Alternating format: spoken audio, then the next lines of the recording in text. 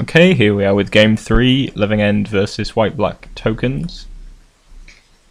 And we won the last game, so we're going to be on the draw here. This is our opener. It's not ideal, but could potentially work. It's not the best. Pretty sure I keep here though, yeah. Opponent leads off with planes and the turn 2 suppression field, which is pretty horrible for us. Kind of relying on being able to cycle some of our creatures out, and it's going to be very difficult now. Not impossible, obviously. If we get to 4 mana, we can cycle our Jungle Weaver, etc. But it's going to be tough. 2 here, and the Lingering Souls follows that up.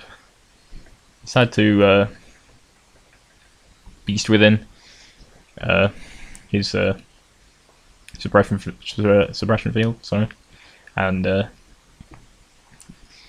because that leaves me in a position where I can potentially Demonic Dread. I can Demonic Dread now and just Wrath his side of the board out, but it seems though we don't die to the next attack. I figured it might be worth trying to get a few creatures in. Can cycle a Deadshot Minotaur and a Jungle Weaver into our yard, and then go for Demonic Dread. Hopefully that will work out for us. So that's what I go for. So our opponent responds by actually playing a Rest in Peace, so that's pretty bad for us. Although if we'd played the Demonic Dread, it wouldn't have changed a whole lot. We just would have saved us a bit of life, though, I guess. So we take 7 there, down to 11. Pick up a Violent Outburst. I'm just gonna Demonic Dread. Seems though Rest in Peace doesn't actually turn off my Living End. It just means that it's going to be a one-sided Wrath rather than a big boon for me in terms of getting my creatures back. So he drops another Suppression Field, and Tide Hollow Sculler taking an Avalanche Rider. Draw another Avalanche Rider, and my opponent plays Spectral, attacking for 2. I was tempted to Cascade here into Living End again to Wrath his side of the board once more, but instead decided against it.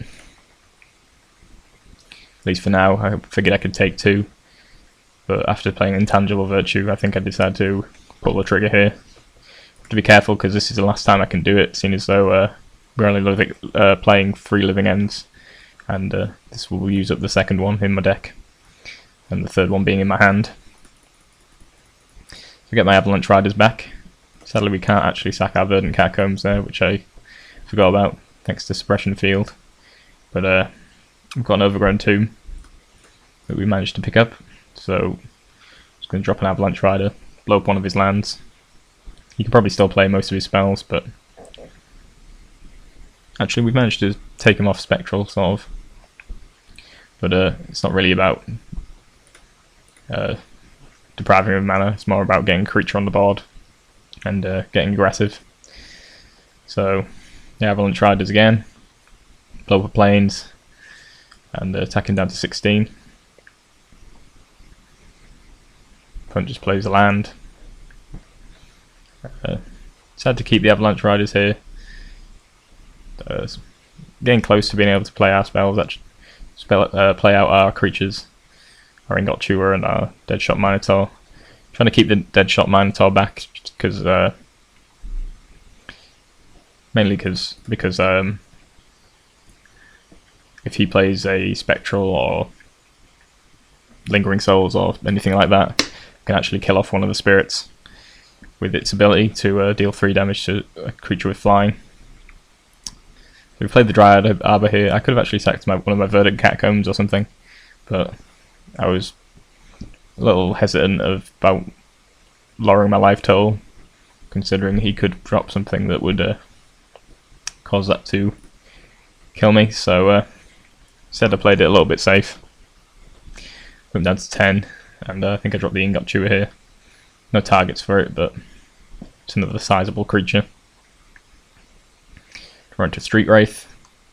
Like for 5 here, paths the Ingot Chewer in response, but doesn't have anything else going on really. I'm just going to play a Street Wraith. Plays an Eversworn Canonist, which is really no big deal. He's going to trade with the Avalanche Riders, and I can actually play Jungle Weaver now, hardcast, even without having cracked my fetches. He plays Hero, which would have been nice for him a few turns earlier, but now it's going to be forced to chump the Jungle Weaver, and pretty much ends the game. Chumps the Jungle Weaver, put him down to 2, drop Fairy Macabre, and yeah, going to be able to get through that for 2 next turn, pretty much, whatever the situation. And yeah, that's the game in the match. So it was a fun game. Obviously, they've got some fairly interesting hate cards against you, but generally, I think I'd say you're favoured in this matchup.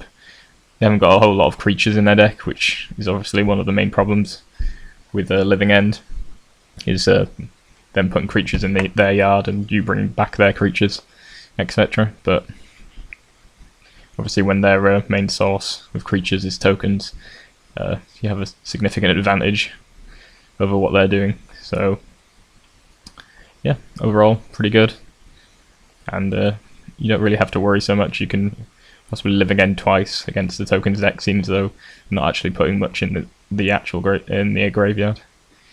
So yeah, I think a favourable matchup. Don't really see many white-black tokens matches. People playing the deck so much these days, but seems decent. Has some good options, but overall I'd say it's a favourable matchup.